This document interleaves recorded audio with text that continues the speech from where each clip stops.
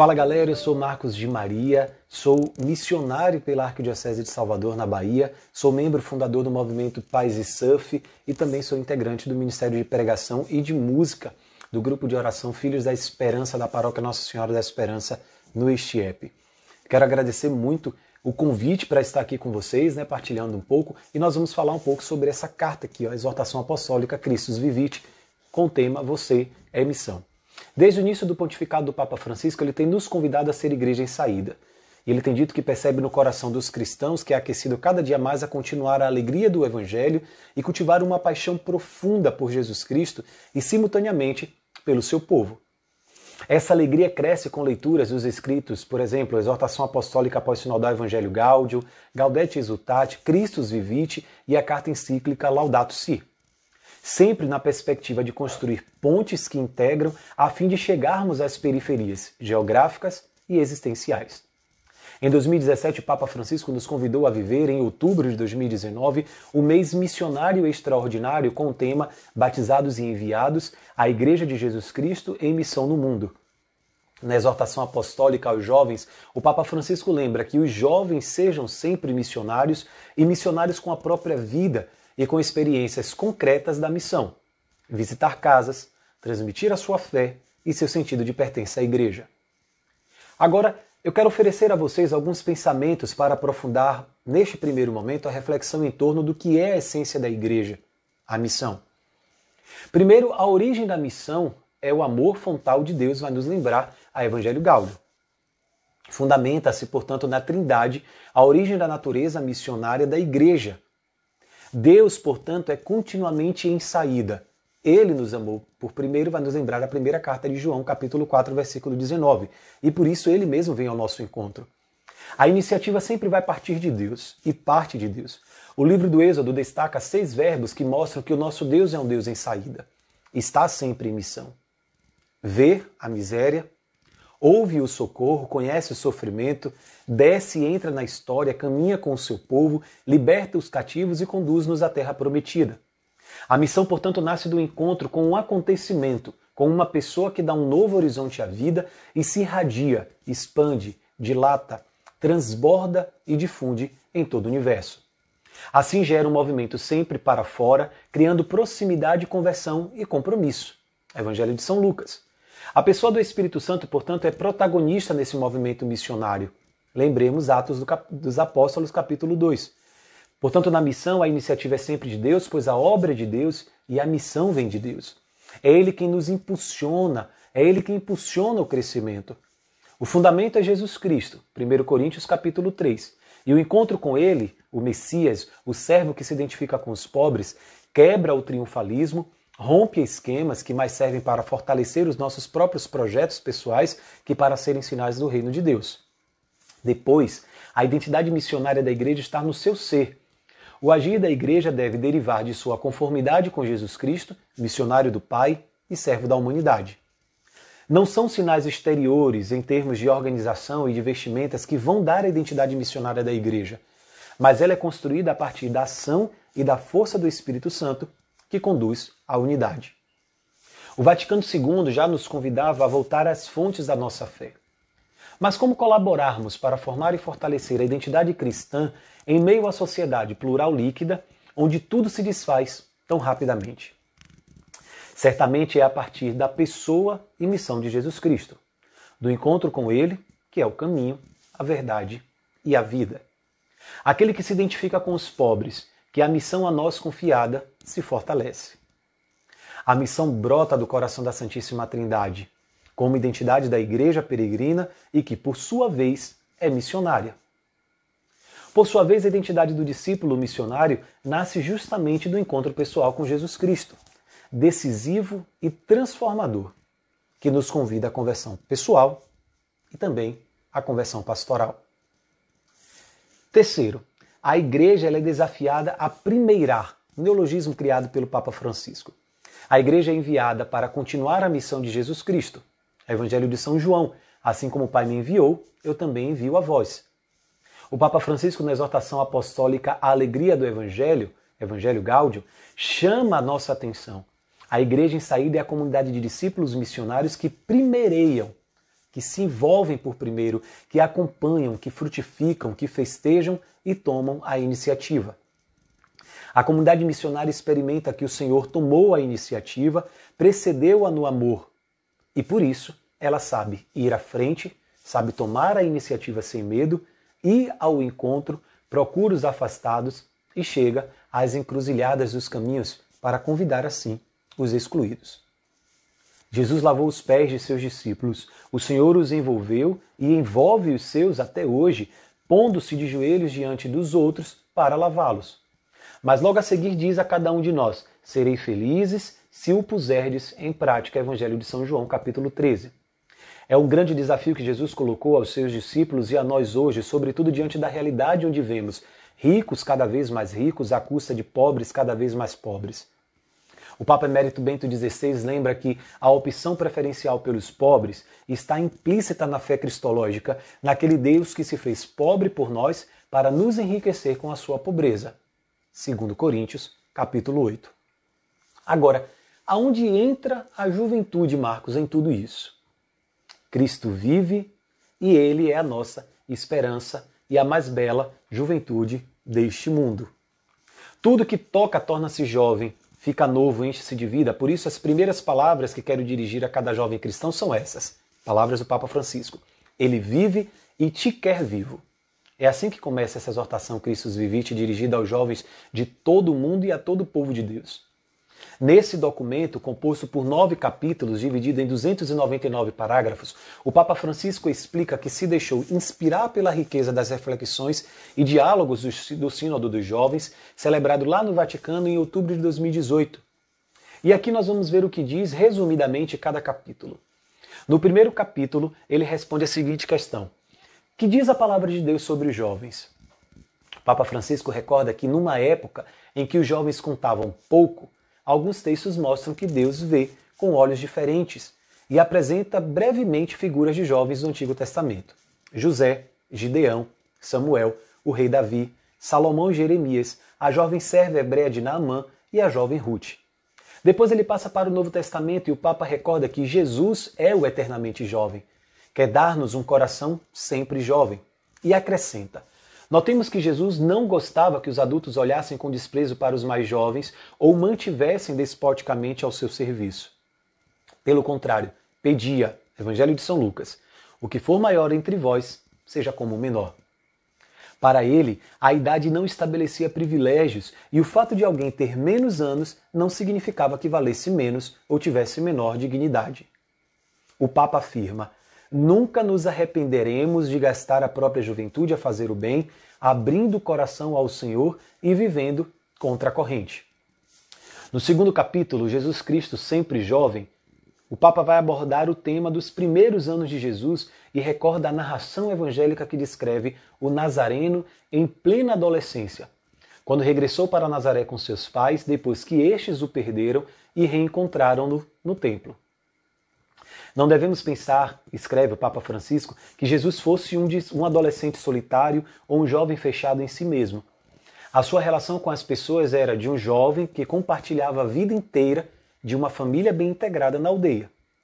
Ninguém o considerava um jovem estranho ou separado dos outros. O Papa nos faz notar que Jesus é um adolescente, mas que graças à confiança que nele depositaram seus pais, move-se livremente e aprende a caminhar com todos os outros. Estes aspectos da vida de Jesus não deveriam ser ignorados na pastoral juvenil, por exemplo, para não criar projetos que isolem os jovens da família e do mundo ou que os transformem numa minoria seleta e preservada de todo o contágio. Nós precisamos sim de projetos que os fortaleçam, acompanhem e lancem para o encontro com os outros, o serviço generoso, a missão. Jesus vos ilumina, vós jovens, diz o Papa Francisco, mas a partir da própria juventude que partilha convosco. E nele se podem reconhecer muitos traços típicos dos corações jovens. Junto dele podemos beber da verdadeira fonte que mantém vivos os nossos sonhos, projetos e grandes ideais, lançando-nos no anúncio da vida que vale a pena viver. O Senhor chama-nos a acender estrelas na noite de outros jovens. A juventude da Igreja, o Papa escreve, peçamos ao Senhor que liberte a Igreja daqueles que querem envelhecê-la, ancorá-la ao passado, travá-la, torná-la imóvel. Peçamos também que a livre de outras tentações, que acredita que o jovem, porque cede a tudo o que o mundo lhe oferece, acreditar que se renova porque esconde a sua mensagem e mimetiza com os outros. Não. Se é jovem quando você é você mesmo, quando recebe a força sempre nova da palavra de Deus, da Eucaristia, da presença de Cristo e da força do seu Espírito em cada dia. É verdade que nós, membros da Igreja, diz o Papa, não precisamos de aparecer como sujeitos estranhos. Todos nos devem sentir irmãos, vizinhos, como os apóstolos que tinham a simpatia de todo o povo. Está lá em Atos dos Apóstolos, capítulo 2, capítulo 4, capítulo 5. Ao mesmo tempo, porém, devemos ter a coragem de ser diferentes, mostrar outros sonhos que este mundo não oferece, testemunhar a beleza da generosidade do serviço, da pureza, da fortaleza, do perdão, da fidelidade à própria vocação, da oração, da luta pela justiça e o bem comum, do amor aos pobres e da amizade social. A Igreja pode sempre cair na tentação de perder o entusiasmo e procurar falsas seguranças mundanas. Não precisamente os jovens que a podem ajudar a permanecer jovem. O Papa volta então a um dos ensinamentos que ele gosta muito e explica que é necessário apresentar a figura de Jesus de modo atraente e eficaz. E diz: por isso, é necessário que a Igreja não esteja demasiado debruçada sobre si mesma, mas procure, sobretudo, refletir Jesus Cristo. Isto, portanto, implica reconhecer humildemente que algumas coisas concretas devem mudar. Nessa exortação, ele reconhece que há jovens que sentem a presença da Igreja como importuna e até mesmo irritante. Um comportamento que mergulha as raízes, mesmo em razões sérias e respeitáveis, como os escândalos sexuais e econômicos, a falta de preparação dos ministros ordenados que às vezes não sabem reconhecer de maneira adequada a sensibilidade dos jovens, o pouco cuidado na preparação da homilia e na apresentação da palavra de Deus, o papel tantas vezes passivo atribuído aos jovens no seio da comunidade cristã, a dificuldade de a igreja dar razão das suas posições doutrinais e éticas perante a sociedade atual. Há jovens que reclamam que uma igreja que escute mais, que passe menos tempo a condenar o mundo. Mas querem ver uma igreja calada, não querem ver uma igreja calada e nem tampouco tímida, e não desejam que sempre se escondam sobre as guerras. E três assuntos que os assuntos a obcequem. Segundo o Papa, os jovens precisam aprender e, junto com a igreja, recuperar essa humildade de simplesmente ouvir e reconhecer no que os outros dizem alguma luz que pode ajudar a descobrir melhor o Evangelho. Por exemplo, uma igreja demasiado temerosa e estruturada pode ser constantemente criticada de todos os discursos sobre a defesa dos direitos das mulheres e apontar constantemente os riscos e os possíveis erros dessas reclamações. Enquanto uma igreja viva pode reagir prestando atenção às legítimas reivindicações das mulheres, embora não concorde com tudo o que propõem alguns grupos feministas.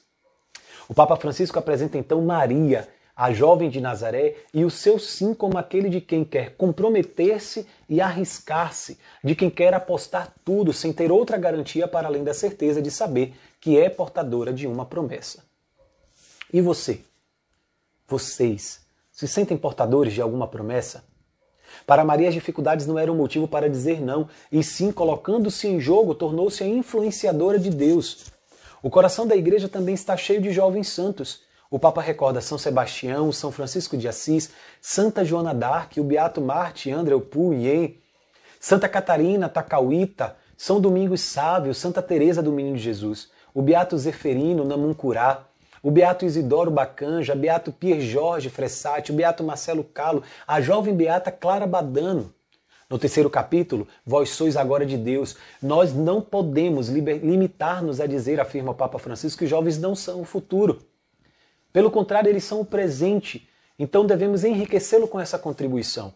Por isso é preciso escutar os jovens mesmo se prevalece a tendência de fornecer respostas pré-fabricadas e receitas prontas, sem deixar assomar as perguntas juvenis da nossa novidade, a captar assim a sua interpelação.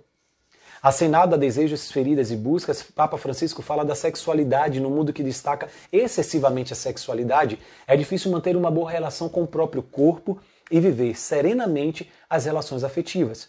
Por essas e outras razões, a moral sexual e é frequentemente causa de incompreensão e alheamento da igreja, pois é sentida como um espaço de julgamento e condenação, mesmo que existam jovens que expressam de maneira explícita o desejo de se confrontar sobre esses temas. O Papa, diante dos progressos da ciência, da tecnologia biomédica e das neurociências, recorda que podem levar-nos a esquecer que a vida é um dom, que somos seres criados e limitados, podendo facilmente ser instrumentalizados por quem detém o poder tecnológico. Sobre o tema do ambiente digital, que nós estamos até usando agora, que criou uma nova maneira de comunicar e que pode facilitar a circulação de uma informação independente. Em muitos países, a web e as redes sociais já constituem um lugar indispensável para se alcançar e envolver os jovens. Mas é também um território de solidão, de manipulação, de exploração e violência, até ao caso extremo da Dark Web. Os meios de comunicação digital podem expor ao risco de dependência, isolamento e perda progressiva de contato com a realidade concreta. Difundem-se novas formas de violência através das redes sociais, como o cyberbullying. A web é também um canal de difusão da pornografia e de exploração de pessoas para fins sexuais ou através também dos jogos de azar. Não devemos esquecer que há interesses econômicos gigantescos que operam no mundo digital, capazes de criar mecanismos de manipulação das consciências e do processo democrático. Há circuitos fechados que facilitam a divulgação de informações e notícias falsas, fomentando, portanto, preconceitos e ódios. A reputação das pessoas é comprometida através de processos sumários online. O fenômeno diz respeito também à igreja e seus pastores. Num documento preparado por 300 jovens de todo o mundo, antes do sínodo, se afirma que as relações online podem tornar-se desumanas e a imersão no mundo virtual favoreceu uma espécie de migração digital, isto é, um distanciamento da família, dos valores culturais e religiosos que leva muitas pessoas para um mundo de solidão. No 4º capítulo, o grande anúncio para todos os jovens. A todos os jovens o Papa anuncia 3 grandes verdades. 1. Deus que é amor e, portanto, Deus ama-te. Nunca duvide disso. E depois lançar-te com segurança nos braços do teu Pai divino. O Papa afirma que a memória do Pai não é um disco rígido, que grava e armazena todos os nossos dados. A sua memória é um coração terno e rico de compaixão que se alegra em eliminar definitivamente todos os nossos vestígios de mal. Isso porque Ele te ama. Procura ficar um momento em silêncio, deixando-te amar por Ele.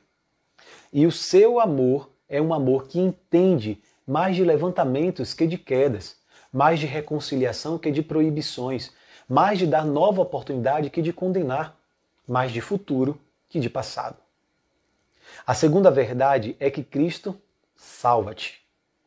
Nunca esqueças que Ele perdoa 70 vezes 7. Volta uma vez e a outra a carregar-nos aos seus ombros. Jesus nos ama e nos salva porque só o que se ama pode ser salvo. Só o que se abraça pode ser transformado.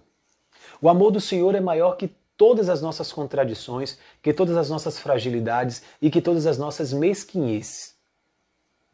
E o seu perdão e a sua salvação não são algo que compramos ou que temos de adquirir com as nossas obras ou com os nossos esforços. Jesus perdoa-nos e liberta-nos gratuitamente. A terceira verdade é que Ele vive. É preciso recordá-la porque corremos o risco de tornar Jesus Cristo apenas como um bom exemplo do passado, como uma recordação, como alguém que nos salvou há 2000 anos. De nada nos aproveitaria isto. Deixava-nos como antes e não nos libertaria. Se Ele vive, isso é uma garantia de que o bem pode triunfar na nossa vida. Então podemos deixar de nos lamentar e podemos olhar em frente, porque com Ele é possível sempre olhar em frente. No 5º capítulo, ele vai falar dos percursos da juventude. O amor de Deus e a nossa relação com Cristo vive não nos impedem de sonhar, não nos pedem para restringir os nossos horizontes. Pelo contrário, esse amor vai nos instigar, nos estimular a lançar-nos para uma vida melhor e mais bela. A palavra inquietude resume muitas das aspirações do coração dos jovens. Pensando a um jovem, o Papa vê aquele que tem os pés sempre um atrás do outro, pronto para arrancar a partir. sempre a olhar para adiante. A juventude não pode ser um tempo suspenso, porque é a idade das escolhas, em âmbito profissional, social, político e também na escolha do seu par e na opção de ter os primeiros filhos. A ânsia pode tornar-se uma grande inimiga quando leva a render-nos, porque descobrimos que os resultados não são imediatos. Os sonhos mais belos conquistam-se com esperança, paciência e determinação, renunciando às pressas. Ao mesmo tempo, é preciso não se deixar bloquear pela insegurança. Não se deve ter medo de arriscar e cometer erros. O Papa Francisco convida os jovens a não observar a vida da sacada, a não passar a vida diante de um visor, a não se reduzir a veículo abandonado, a não olhar o mundo como turistas. Fazei-nos e fazei-vos ouvir. Lançai fora os medos que vos paralisam. Vivei. Convida-os a viver o presente para viver plenamente com gratidão cada um dos pequenos presentes da vida, sem ser insaciáveis e obcecados por prazeres sem fim. Viver o presente de fato não significa abandonar-se a uma libertinagem irresponsável que nos deixa vazios e sempre insatisfeitos. Vivendo este estilo de vida, a comunidade eclesial se tornará mais santa e missionária. Batizados e enviados, a Igreja de Cristo em missão no mundo.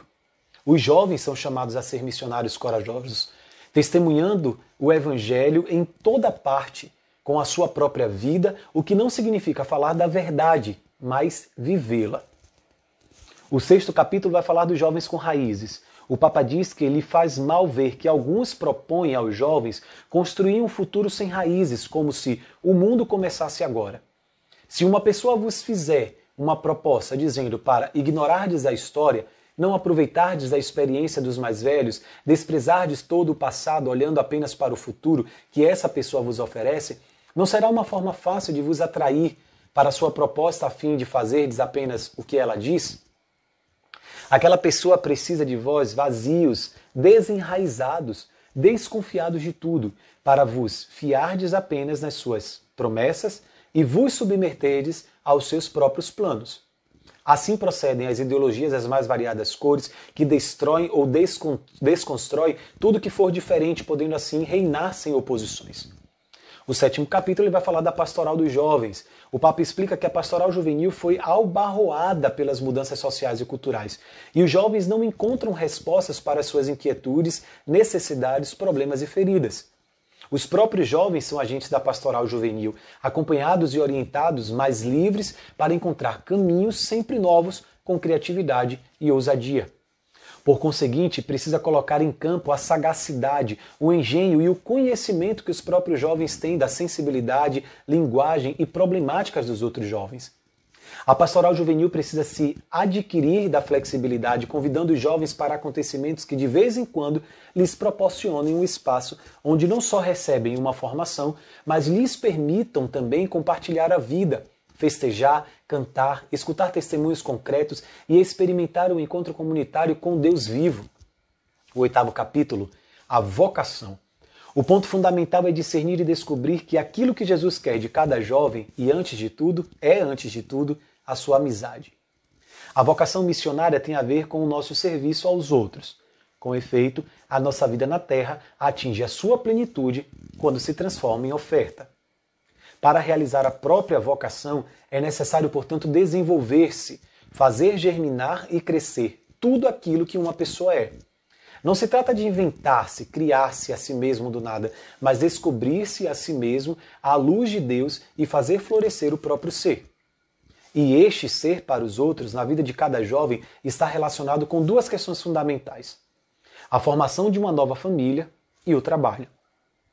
No que diz respeito ao amor e à família, o Papa Francisco escreve que os jovens sentem fortemente a chamada ao amor e sonham em encontrar a pessoa certa com quem formar uma família.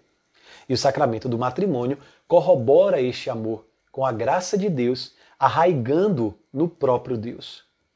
Já no que diz respeito ao trabalho, o Papa escreve: peço aos jovens que não esperem viver sem trabalhar, dependendo da ajuda dos outros.